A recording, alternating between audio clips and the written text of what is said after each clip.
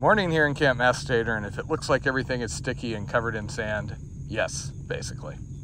Just us and a whole hell of a lot of boat traffic out here. We actually get wave breakers hitting every time somebody goes by. So loading up is going to be fun. So kind of similar to all the other big towns we've gone through, going through Baton Rouge wasn't near as bad as we had been warned. I mean, we were very much paying attention. We were on the radio. We were not listening to audiobooks, you know. It was full on pay attention every minute, but we made it through and we never felt really at risk.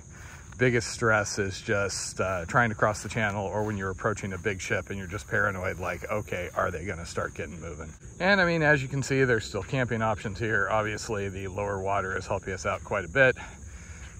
But even without that, there are a couple of islands. So this section is manageable. I have been told that, oh, people do Atchafalaya because it's just not safe or doable to go this way. And at least so far, I would argue it is preferable to do the Atch because it is prettier and it was cool. I mean, Taters was so happy with all the gators and everything. But, you know, we haven't died yet. Granted, we did get waves coming over the side, so I did have sewage cancer water all over me yesterday. If anything, the thing that's killing me is just the sand grit everywhere. I really would not mind a shower if we had the opportunity, Jen. We've generally shown a great reluctance to get off the river just because it's a hassle to drag all the stuff up, deal with the boat, stuff like that. We might look for an opportunity to do that between here and the end, though. These layers get sweat soaked during the day and they don't dry out because, you know, humidity in the south. And then there's just ever-present sand anywhere. Even if we're on vegetation, there's still sand around. And there's no real washing it off. You know, you can swab off. I've got a towel, too humid. Tried a little with wet wipes, that helps a little bit, but morning bathroom experiences are very exfoliating. Weather is basically, there's an excessive heat warning that effectively never expires. Doesn't seem to get below 80 at night. Still been 100 each day, plus humidity, so heat index is higher. We have been a little luckier the last couple of days, though. We kind of started leaving earlier, figuring, okay, well, we would be able to do heat breaks in the afternoon if we had to. We haven't been doing that, so we're just doing really long days, which is why we look like we're dragging here a little bit, you know, 50 miles, not much sleep. But we have had a little bit of a breeze. Unfortunately, sometimes that is in the in-your-face direction. And the partial cloudiness has been so nice whenever it happens. And we got mayflies buzzing around again. Where is the sand? Normally I would be more like, where isn't the sand? It's like, I heard all over, but my pinky's all good. Except here, there's no place. Sand, every little where. We managed to time our departures between tows going by, so we didn't have to do a surf launch. So we camped at mile 199 last night. New Orleans is about mile 94. So today is basically set up. The following day, that's where it gets interesting. Like, do we just camp downtown New Orleans? I'm sure that'd be fine, right, Jen? Nobody ever like sends us any messages saying, don't you dare go into the towns, they will kill you. But we'll see. We don't know how we're gonna divide it up yet. I thought I heard people walking around when I was digging a cat hole. They might have gotten more of a show this morning than they wanted. But, you know, they have a fishing pole and they're out in Cancer Alley. So we've got low water and there are sections where they're obviously having to watch how they pass. But for the most part, it's been, forget about pulling over. We're just all gonna go by. I think we saw those 3 ships all pass each other on the curve back there.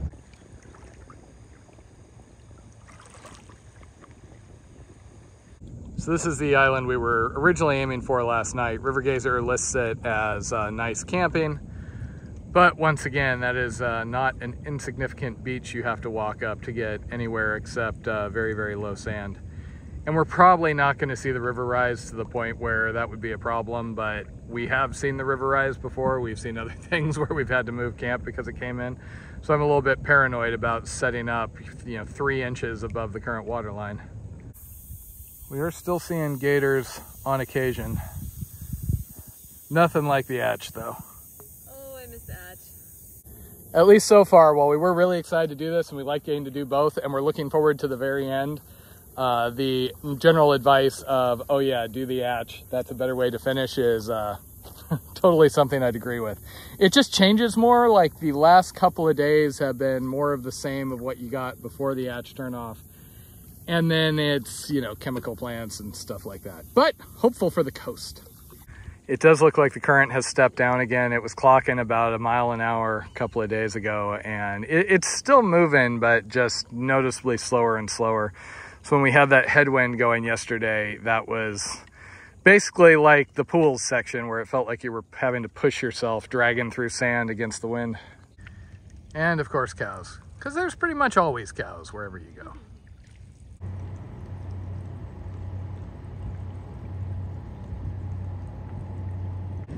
We've been seeing mayflies again this morning, and we just noticed a couple of the tows like spraying down the outside. Looks like there may have been a hatch going on. We're in the land of the Kirby barges here. We've been calling them that for a long time because they were the first ones we saw that had the danger warnings on them and the Kirby name. Now we're actually seeing tows that have the Kirby name. Yeah, Jen, the respirator's only needed over there, right? I think it's only needed when they're loading and unloading. Welcome to the part of the day I really want to remember. Why do I want to remember this? We're under a cloud. Temperature just went down 20 degrees. All this sweat was from right before. Oh, I want this never to go away. Funny thing is, we need good weather when we get to the Gulf. Well, per the current weather forecast, we're gonna have this blazing crap heat until we get to the Gulf, and then maybe thunderstorms and everything hit. So yeah, my weather luck is pretty much like usual. Whoosh, Blondie. Make us look like we don't paddle hard.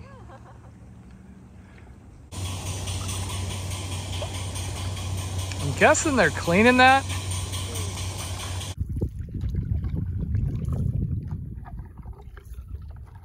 Not sure what exactly that is, but the scale is damn impressive. It's probably 2 miles away. We're nearing the town of Donaldsonville. And interesting thing about this area is that it is where the Bayou La Fourche or something like that begins. In the past, that bayou was the main exit of the Mississippi where most of the water went. But over time, eventually the flows shifted away from it. And now they actually, I think, pump some water into it just to keep it functional for those communities that it goes through. We had heard about it earlier because it's proposed as another alternate finish route to the Mississippi. It goes about 110 miles out to the Gulf from here. These clouds are just bloody glorious.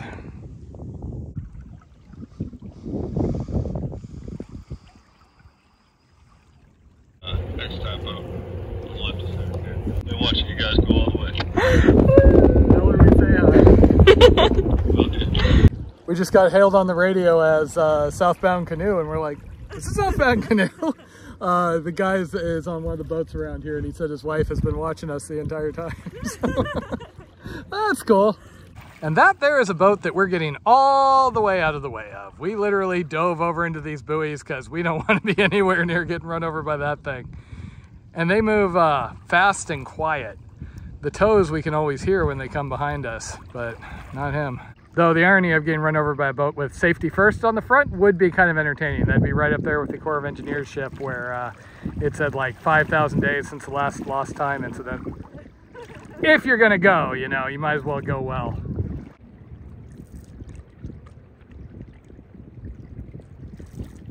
Our views are basically levee at this point. So this is basically us sitting here without paddling at all. We do have a little bit of a current. It's usually been clocked around 1 mile an hour. And at times when the river widens out, it seems to go away completely. That is the most impressive bit of riverside industry we have seen.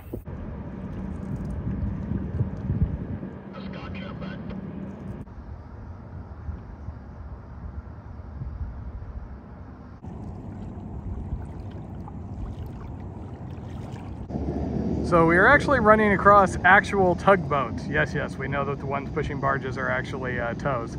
The displacement on those has been massive so far. There were a couple of them going yesterday where we actually had to pay attention and ride some really, really big waves.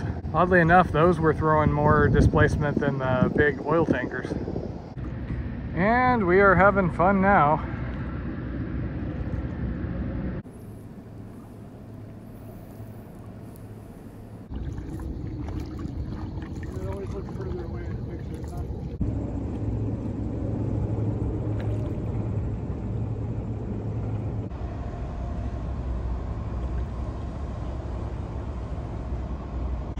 I'm always amused by big things with really small signs. Beware of propeller indeed.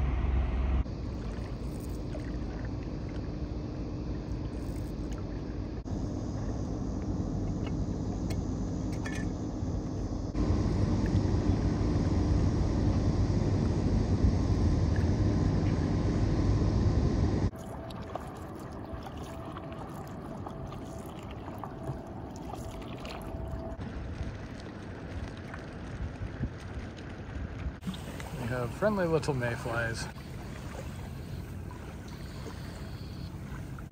We were on the shore, but we just had a actual tugboat come by, and we always get big waves.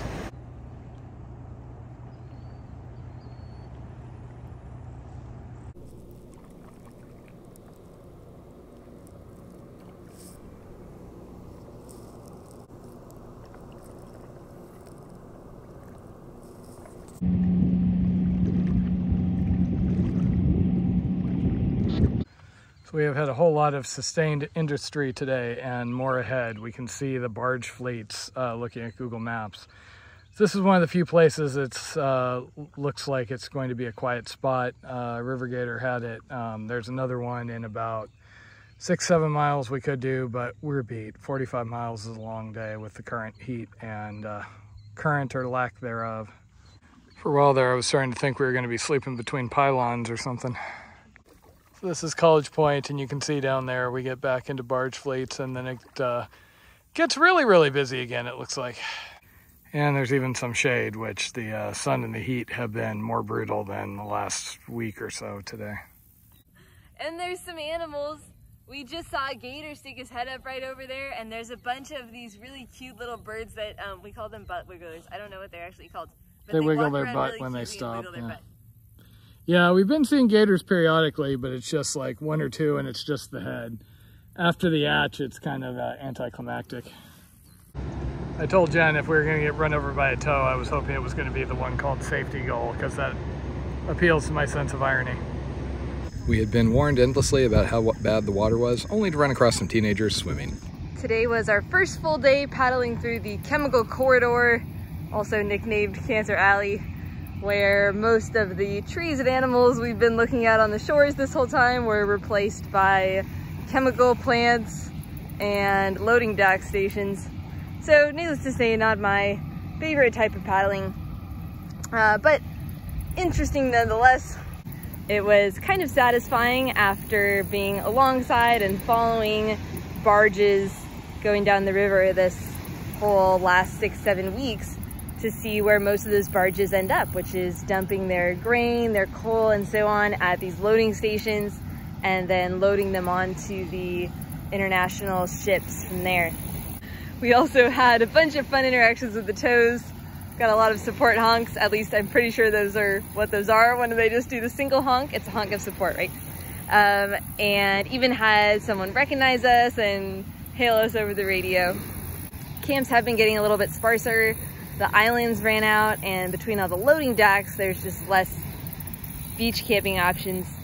So we ended up here on College Point, which is a decently nice option. It is accessible from the mainland. There were some teenagers out here that ATV'd over and were swimming for a little while, but should be quieting down soon.